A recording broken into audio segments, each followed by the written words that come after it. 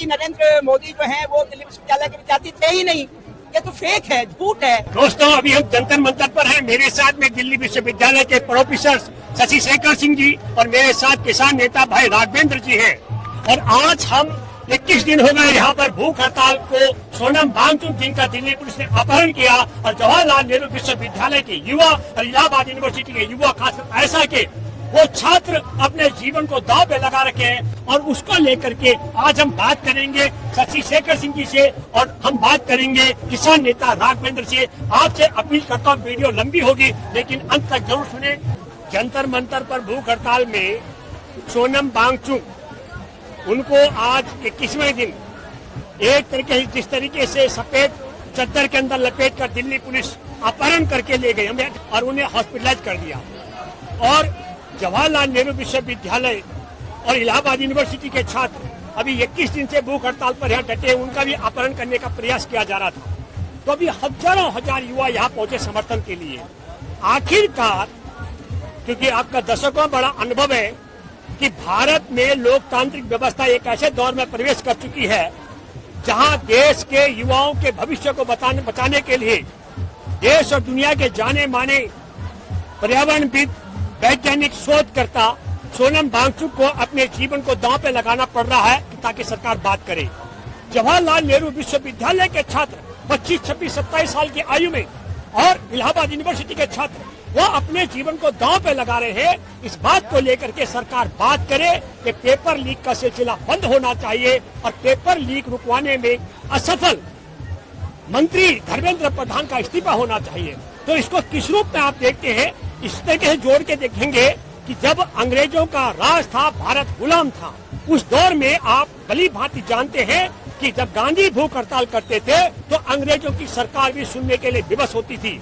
और देश की आजादी के 8 दशक के दौर में भारत ऐसी जगह प्रवेश कर चुका है जहाँ तानाशाह सरकार सुनने के लिए तैयार नहीं है और सरकार किसी भी कीमत पर दमन करके इस आंदोलन को खत्म करने पर आमादा। देखिए, सबसे बड़ी बात यह है कि आज देश में जिस विचारधारा की सरकार है वो लोकतांत्रिक विचारधारा है ही नहीं। उसकी मूल है फासीवादी विचारधारा। तो किसी भी जनतांत्रिक संघर्ष या आंदोलन को कुचलने में वो विश्वास करते हैं। उनके शासन का आधार डर है और इसीलिए डर के कारण वो चाहते हैं कि जनता जो है किसी प्रकार की असहमति व्यक्त न करे। और अगर आप जो है असहमति व्यक्त नहीं करने देंगे तो सरकार के जितने प्रकार के भ्रष्टाचार हैं, सरकार की जितनी जन विरोधी नीतियां हैं वो चलती रहेंगी क्योंकि उसका विरोध नहीं होगा। तो युवाओं ने तो एक प्रकार से सरकार को खुलेआम चुनौती दे दी कि लगातार पेपर लीक हो रहे हैं। सीबीएसई के भी आप जानते हैं कि ओएसएम प्रणाली के द्वारा कैसे 18 लाख विद्यार्थियों के भविष्य से खिलवाड़ किया गया।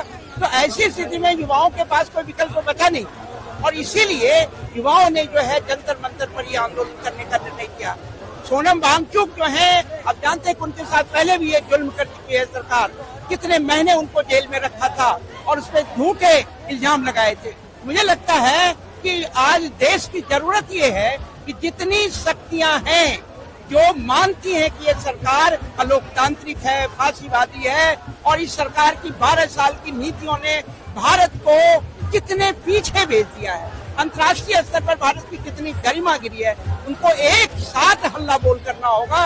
एक साथ इस सरकार के खिलाफ जो है चारों तरफ जो जहां है वहीं आंदोलन खड़ा करे। और जंतर मंतर पर जो आप जानते हैं कि 20 जून से युवाओं ने आंदोलन प्रारंभ किया, उसके बाद जो है 28 जून से सोनम वांगचुक और कई इलाहाबाद या जेएनयू और तमाम विद्यार्थियों ने यहाँ आमरण अनशन प्रारंभ कर दिया। ये 21वां दिन है और आज जो कुछ सुबह घटित हुआ वो मोदी सरकार की तानाशाही और फासीवादी नीति की जो है खुलेआम प्रदर्शन सबने अपनी आंखों से देखा।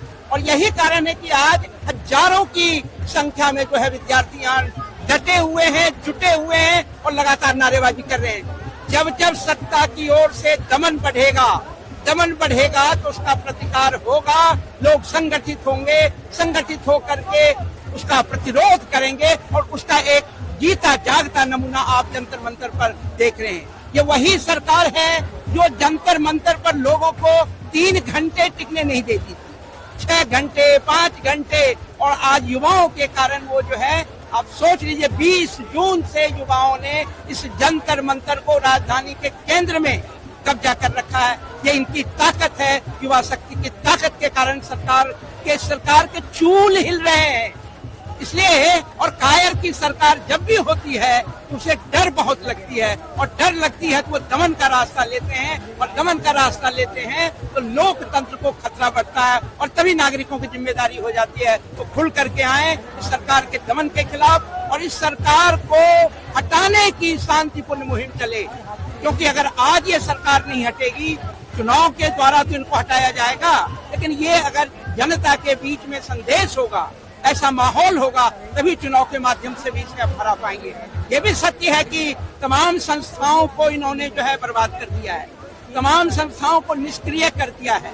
वैसी स्थिति में अब तो जनता की लोक शक्ति, जनता की शक्ति ही जो है एक विकल्प है इस देश में संविधान और जनतंत्र को बचाने के। प्रोफेसर साहब, आप भली बात, पेपर लीक जो शब्द है, ये असल में हमारे देश के करोड़ों गरीब परिवारों पर दोहरी मार है। सोनम वांगचुक से लेकर के जो युवाओं ने अपना जीवन दांव पे लगाया, साधारण सी मांग है कि देश के करोड़ों करोड़ जो युवा हैं, उनके भविष्य के साथ में ये दोहरी मार, आर्थिक तंगी के कारण कोचिंग इंस्टीट्यूट में नहीं जा सकते, और आर्थिक कमी के कारण जो पेपर सरकारी तंत्र परीक्षा से पहले बिकवाता है बाजार में, उसे नहीं खरीद सकते हैं। तो ये क्या एक सोची समझी रणनीति है कि भारत के करोड़ों गरीबों को जो अवसर मिल सकते थे, उन अवसरों से वंचित रखने का खेल है? तो क्या इसको लेकर मैं ये कहना चाहता हूँ कि जब हमारा देश गुलाम था, तब गांधी भूख हड़ताल करते थे तो अंग्रेज सुनते थे।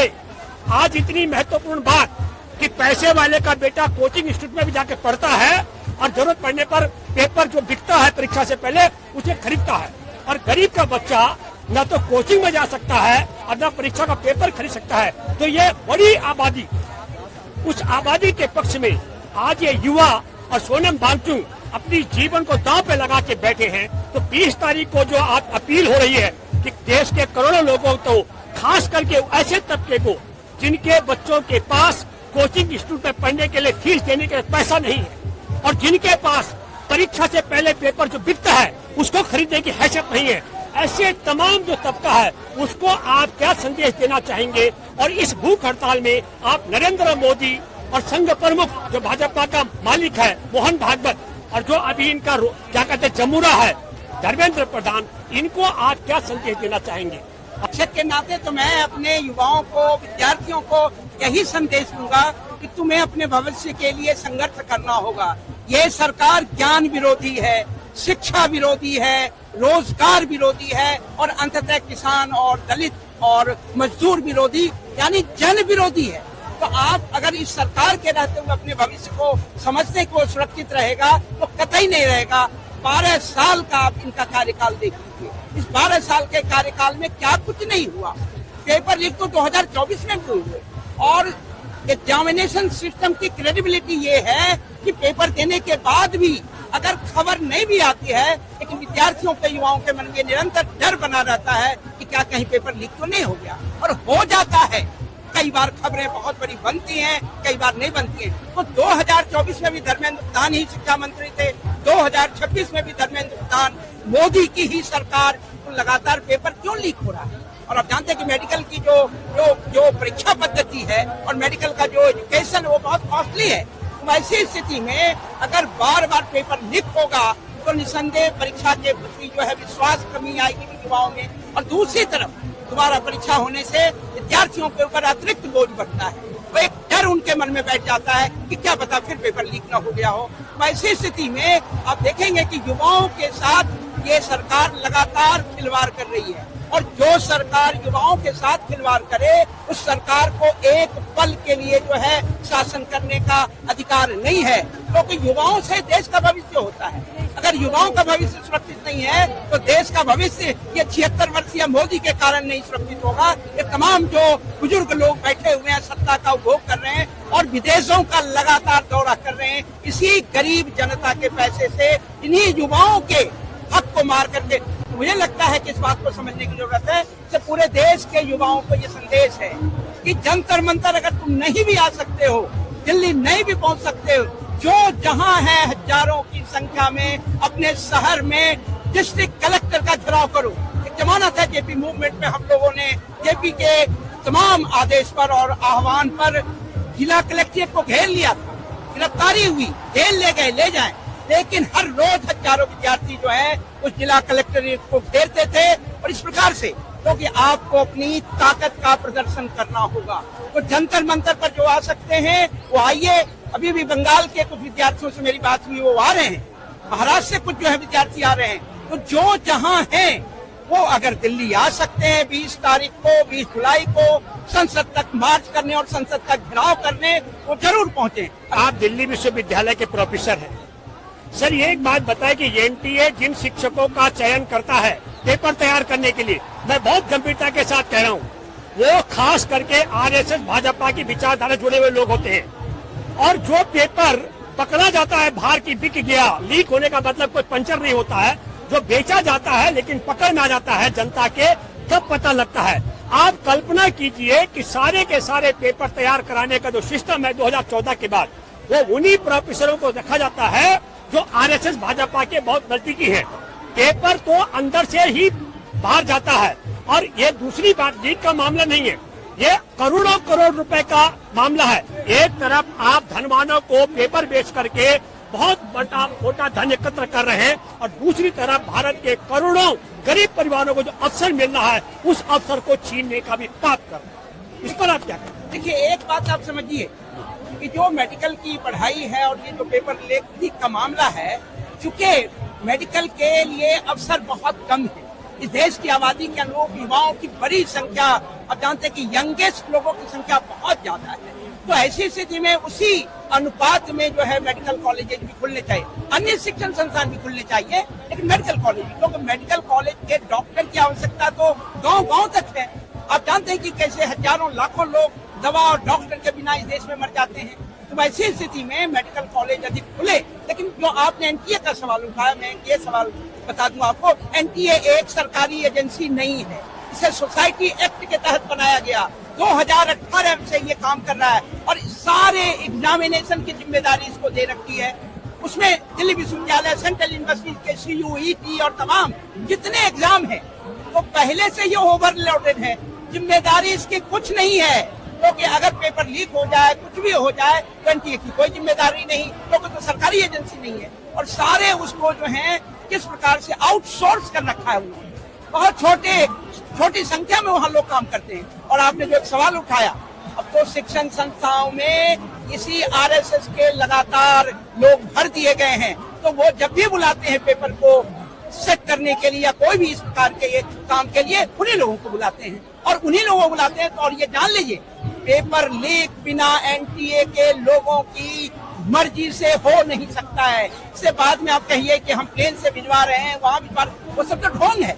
जिस प्रकार की चेकिंग ये सेंटर्स पे करते कि आप हवाई चप्पल पहन करके आइए, ये भी नहीं पहनिए, पेन भी ले जाने नहीं देते हैं, फिर भी पेपर लीक तो सेंटर पर हो नहीं रहा है ना, वो तो कहीं और से हो रहा है। तो कहीं से हो रहा है तो उस चोर को तो पकड़ा नहीं जा रहा है, और चोर का प्रधान तो प्रधान है, चोर का प्रधान यही प्रधान है। तो जब तक आप शीर्ष पर बैठे हुए व्यक्ति को नहीं हटाएंगे, और अब तो सच्चाई ये है कि प्रधान भी एक कठपुतली है, मोदी के यानी पीएमओ से पूरे देश में ये तमाम तरह के जो भ्रष्टाचार हैं वो चल रहे हैं, पर नियंत्रण वहाँ है, पीएमओ में जो बैठे हुए लोग हैं वो ये कर रहे हैं। मुझे लगता है कि युवाओं को इस बात को भूल करके इस सरकार के खिलाफ, कि जब तक ये सरकार है हमारा भविष्य सुरक्षित नहीं है। अरे सेना तक को इन्होंने, आप जानते हैं, अग्निवीर के द्वारा कंप्रोमाइज कर दिया। आपने देखा ऑपरेशन सिंदूर में क्या स्थिति हो गई, अमेरिका कह रहा है कि मैंने ये करवाया, और इस प्रधानमंत्री के मुंह से एक शब्द नहीं निकला। हिंदुस्तान की धरती पर इतना कमजोर और कायर प्रधानमंत्री अब तक तो नहीं आया है। छोटी मोटी सरकारों के भी प्रधानमंत्री बने, देवेगौड़ा भी बने, लेकिन इतने, इंद्र कुमार गुजराल भी बने, इतने कमजोर नहीं थे। मतलब आप ये कहना चाहते हैं कि इस सरकार के राज में परीक्षा से पहले पेपर बिकने का सिलसिला बंद नहीं होगा? नहीं होगा, आप कहना चाहते हैं? नहीं होगा। मुझे लगता है लीक शब्द थोड़ा जमता नहीं है, क्योंकि पेपर बिकता है, और पेपर बिल्कुल इच्छा के बगैर बिक नहीं सकता है। जब तक मोटे भाई और छोटे भाई की इच्छा न हो तो पेपर बिकने का मामला नहीं है। अब आप ये बताइए कि देशवासी एनटीए में पारदर्शी तरीके से शिक्षकों का चयन हो, परीक्षा के लिए पेपर तैयार करने में वो तरीका क्या होना चाहिए? क्या एनटीए रहना चाहिए या कोई सरकारी मैकेनिज्म होना? पहले क्या था? एनटीए नहीं था। 2018 के पूर्व जो है आप जानते हैं कि राज्यों में भी मेडिकल जो कॉलेजेस थे उनके अपने एग्जाम होते थे। आप ओवर सेंट्रलाइजेशन अगर कीजिएगा किसी भी ऑर्गेनाइजेशन पे, संस्था पे, वो काम को जो है डिलीवर नहीं कर सकता है। ये तो ऑलरेडी इतना ओवर सेंट्रलाइजेशन, ओवरलोडेड है। और फिर वहाँ भ्रष्ट लोग, आपको याद होगा कि 2024 में तो डायरेक्टर को हटाया भी गया एनटीए के, इस बार तो वो भी नहीं किया गया। इतनी भी फॉर्मेलिटी नहीं की गई कि वहाँ के डायरेक्टर को भी हटाया जाए। कैसे हटाएंगे? वो सब तो कठपुतली है। जो डायरेक्टर है, यानी कि इन तमाम खेल का जो डायरेक्टर तो पीएमओ हाउस है, तो वो अगर है तो आप कैसे उसको हटाएंगे? तो अगर हटा भी देंगे, मेरी मान्यता है एनटीए को तो तुरंत समाप्त कीजिए। एनटीए की जगह पे डिसेंट्रलाइज जो है ऐसी बॉडीज बने और जिसमें ऐसे लोग रहें जो एग्जामिनेशन सिस्टम की क्रेडिबिलिटी को फिर से रिस्टोर कर पाए, युवाओं का विश्वास जीत पाए, उसमें पारदर्शिता ला पाए। ये बहुत जरूरी है और अगर ऐसा होगा तभी कुछ होगा, अन्यथा नहीं होगा। दिल्ली विश्वविद्यालय के अपने को विद्यार्थी बताते हैं नरेंद्र मोदी, तो दिल्ली विश्वविद्यालय के शिक्षक का, दिल्ली विश्वविद्यालय के विद्यार्थी के लिए इस पूरे जब युवा अपना जीवन दांव पे लगा रहे हैं, क्या संदेश आपका नरेंद्र मोदी के लिए? पहली बात तो यह है कि नरेंद्र मोदी जो है वो दिल्ली विश्वविद्यालय के विद्यार्थी थे ही नहीं। ये तो फेक है, झूठ है। दिल्ली विश्वविद्यालय में जब मांगा गया कि वो करस्पॉन्डेंस से जो है उनका मामला, देखिए करस्पॉन्डेंस का था, रेगुलर के स्टूडेंट भी नहीं थे। करस्पॉन्डेंस से जब मांगा गया कि भाई आप सर्टिफिकेट दिखाइए, तो वाइस चांसलर ने कहा तब क्या करें? तो उन्होंने कहा कि नहीं, ऐसे नहीं दिखाएंगे, न्यायपालिका कहेगी तब दिखाएंगे, वो भी जज को दिखाएंगे, जनता को नहीं दिखाएंगे। सवाल सिर्फ इतना है कि जब है ही नहीं सर्टिफिकेट, वो विद्यार्थी थे ही नहीं, तो फिर सर्टिफिकेट कहाँ से दिखाएंगे? तो जिसके कहते हैं ना, सांच को आँच क्या, अगर आप सच्चे हैं, आपके पास सर्टिफिकेट है, जैसे आप मुझे कहें कि आप जो है सर दिखाइए अपना सर्टिफिकेट, मैं भी घर से सारा सर्टिफिकेट आपको ला के दे दूंगा कि मैंने क्या क्या किया है। तो सवाल ये उठता है, मोदी जी ने आज तक जो जितने प्रकार के प्रलाप करते हैं, अनर्गल प्रलाप, कभी उन्होंने अपने सर्टिफिकेट या डिग्री के विषय में कुछ कहा क्या? नहीं। अमित शाह डिग्री दिखा रहे थे।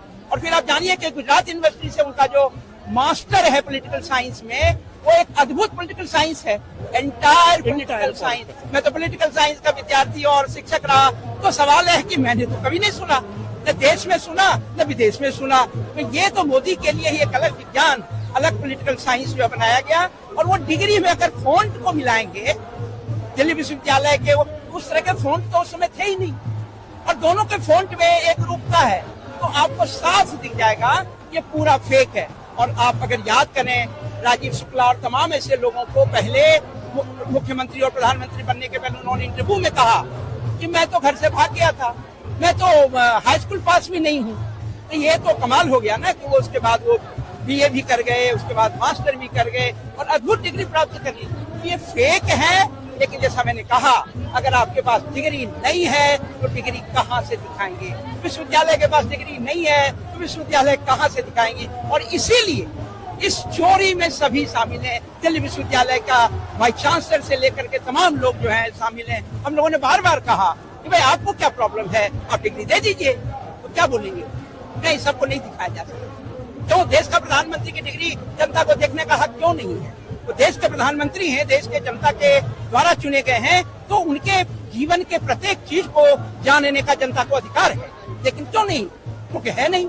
सवाल ये है। तो राघवेंद्र भाई, आप आए हैं जी, और आप दलित समुदाय से भी और बहुत बड़े योद्धा हैं देश के। मैं इसलिए कहना चाहता हूँ, हमारे बड़े भाई हैं, दलित समुदाय के हैं, किसान नेता हैं। राघवेंद्र भाई, एक सीधा सवाल जी, बहुत बड़ी बात आप जानते हैं कि देश में सबसे बड़ा तबका गरीबों का है। हाँ जी, और गरीबों का बच्चा कोचिंग इंस्टीट्यूट में फीस दे करके पढ़ाई नहीं कर सकता है। हाँ जी, गरीब का बच्चा परीक्षा से पहले जो पेपर लीक मतलब बिकता है, वो पेपर नहीं खरीद सकता है। तो ये जो पेपर परीक्षा से पहले बिकने का खेल है और कोचिंग इंस्टीट्यूट का खेल है, इससे सबसे ज्यादा मार भारत के गरीबों पर पड़ रही है। और गरीबों में भी दलितों पर, भूमिहीन और वंचितों पर बहुत ज्यादा पड़ रही है। इसको आप, ये जो अभी सोनम वांगचुक और जेएनयू और इलाहाबाद यूनिवर्सिटी के छात्र अपने जान हथेली पर लेकर, मतलब जान को दांव पे लगा रहे, देश के करोड़ों बच्चों के भविष्य के लिए, उनके लिए आपका क्या संदेश होगा जिनके लिए ये जीवन दांव पे लगा रहे हैं? देखिए, अभी सोनम वांगचुक को जो गिरफ्तार किया है, इसमें हमारा जो विचार है, जो मेरी समझ है, क्योंकि न्यायपालिका भी, मैं देखा हाई कोर्ट भी कह रही थी कि आप सोनम वांगचुक की जीवन की निगरानी आप करते रहो, तो उन्होंने निगरानी के नाम पर उनकी एक जिम्मेदारी है, मैं इसे इनकार नहीं कर सकता। क्योंकि जो भी अनशन पर बैठे हो या सरकार के अंदर बैठे हो, लोकतांत्रिक आंदोलन चला रहे हैं, तो हम इसे इनकार नहीं कर सकते कि वो सरकार उसकी देखरेख करनी चाहिए। पहले की सरकार तो लाठी भी चलाती थी और पानी पीने के लिए देती थी, वो उनकी सुरक्षा भी करती थी। लेकिन इस सरकार में अंतर यह है कि ये नहीं, ये लाठी भी चलाएगी, दमन भी करेगी, लेकिन आपको पानी के लिए भी नहीं पूछ सकती है। तो मैं समझता हूं कि हमारी सरकार दमन की जो रवैया चला रही है, उसके चलते उन्होंने गिरफ्तार कर लिया। क्योंकि जिस तरीके से उनको गिरफ्तार किया, यह एक धोखापूर्वक गिरफ्तार किया, एक दमनकारी नीति से किया। नहीं तो ये मैं मानता हूं कि सरकार की भी जिम्मेदारी है कि कोई अनशन करने वाला व्यक्ति मर रहा है कि जी रहा है, वो उसमें हम जिम्मेदारी से इनकार नहीं कर सकते। अब इसमें मेरा ये कहना है, नौजवानों को मैं इस बात को बताना चाहता हूं, अपने प्रोफेसर और तमाम लोगों ने जो मैंने देखा है, सबसे ज्यादा जो मुसीबत खड़ी होती है इन तरह के परीक्षाओं में, ये बात सच है कि सबसे ज्यादा गरीब लोग जो होते हैं, जो एक बार चूक जाते हैं, अगर पेपर लीक के कारण उनकी मेरिट, उनकी डीमेरिट हो जाती है, तो फिर आना दूसरे बार उनके लिए संभावनाएं बहुत बिगड़ जाती है। इसलिए सबसे ज्यादा इसमें कोई दो राय नहीं है कि देश के 85% जो गरीब लोग हैं गांवों से, जो छात्र नौजवान हैं, उन पर ज्यादा असर पड़ सकता है। लेकिन एक बात मैं आपसे और कहना चाहता हूं कि नौजवानों को इस बात को समझना चाहिए, इस कैंपस में नौजवानों ने सबसे ज्यादा शहीद भगत सिंह की याद कर रहे हैं और मुझे बहुत खुशी है, और बाबा साहब भीमराव को याद कर रहे हैं। तो मैं उनको एक बात बताना चाहता हूं कि भगत सिंह के विचार को भी देश के नौजवानों को भी समझना पड़ेगा। आखिर सरकार ये क्यों ऐसा कर रही है? मेरी समझ है कि अभी हमारे प्रोफेसर साहब कह रहे थे कि सरकार नौजवानों के, युवाओं के विकास के लिए नहीं चिंतित है, तो मैं ये कह रहा हूं कि सरकार युवाओं के विकास के लिए ज्यादा चिंतित नहीं है, लेकिन अडानी अंबानी के विकास के लिए बहुत ज्यादा चिंतित है। इसलिए कि आप जो हमारे प्रधानमंत्री जी है, युवाओं के विकास के लिए ज्यादा चिंतित नहीं है, ये देश के कारपोरेट अडानी अंबानी के विकास के लिए ज्यादा चिंतित है। और जो इससे बड़ी खतरनाक बात क्या हो सकती है, यहाँ पर लेटरल नियुक्ति की जा रही है। नौजवानों को ये बात मैं बताना चाहता हूँ अपने इस मीडिया के माध्यम से, लेटरल नियुक्ति भी चोर दरवाजा कहा जाता है। चोर दरवाजे से आईएएस बना देना, आरएसएस के लोगों को कमिश्नर बना देना, पीसीएस बना देना, यह जो सबसे बड़ी खतरनाक बात है, ये सिर्फ पेपर लीक का मामला नहीं है, बल्कि नौजवानों के साथ, युवाओं के साथ इस देश में बहुत सारे आयाम के चलते धोखा किए जा रहे हैं। लिटरल नियुक्ति की जा रही है। जो लड़के 10 साल पढ़ के आईएएस बनेंगे, वो लड़के आज आरएसएस के लोग उस पर बैठाए जा रहे हैं, आईएएस बनाए जा रहे हैं। ये इससे कम खतरनाक नहीं है। 10,000 से ऊपर आईएएस पीसीएस पूरे देश में बना दिए गए, इस पर तो विरोध नहीं हो रहा है। मैं इससे बड़ा बात कहना चाहता हूँ, मैं तो अपने प्रोफेसरों के बीच में भी बात कहा हूँ। मैं इलाहाबाद यूनिवर्सिटी में खुद पढ़ा, मैं प्रोफेसर लोगों के बीच में ही जिंदगी बिताया हूँ, मैं प्रोफेसर लोगों के बीच में रहा। मैं तो ये बात कहना चाहता हूँ कि देश में सरकार पूरे शिक्षा व्यवस्था को ही वो तोड़ देना चाहती है। ये आज केवल पेपर लीक का मामला है। अरे हमारे उत्तर प्रदेश में 70,000 विद्यालयों को, सरकारी विद्यालयों को बंद किया। हमारे जो नौजवान हैं कहाँ थे? उनको भी पूरे देश में शिक्षा बचाने के लिए हर एक कदम पर लड़ने की जरूरत थी, तो आपने 75,000 स्कूल बंद कर दिया। अभी जितने सरकारी वो मेडिकल साइंस है, मेडिकल है, जो मेडिकल का नाम है कि सेंटर है, उनमें पीपीपी ला दिया। पूरे शिक्षा जगत में प्राइवेट पब्लिक पार्टनरशिप ला दिया। लेकिन इसके खिलाफ तो देश में आवाज नौजवानों से मैं लगातार अपील करता हूं कि असली मुख्य चिंता यहाँ है कि पूरे देश में शिक्षा से नौजवानों को वंचित कर देना चाहती है सरकार, क्योंकि इसकी नीति ही है गोलवलकर की। 4% लोग ही देश पे सत्ता को नियंत्रित करेंगे और 4% लोग ही इस देश में राजनीतिक हथकंडा में लिए रहेंगे। यह अपने नीतियों पर हमारे देश की सरकार चल रही है और इसी नीतियों पर चल करके देश के नौजवानों को बर्बाद कर रही है। इसके जेहन में नौजवानों को विकास करने की नहीं बल्कि जेहन में ये नौजवानों को बर्बाद कर देने की इसकी योजना है और पूरे शिक्षा को बर्बाद करने की योजना है। इसलिए तमाम विश्वविद्यालयों में 50,000 60,000 विद्यार्थियों के फीस पढ़ाई गई ताकि विश्वविद्यालयों में बच्चे ना पढ़ सके और देश के लिए राष्ट्रभक्ति के लिए ना सोच सके।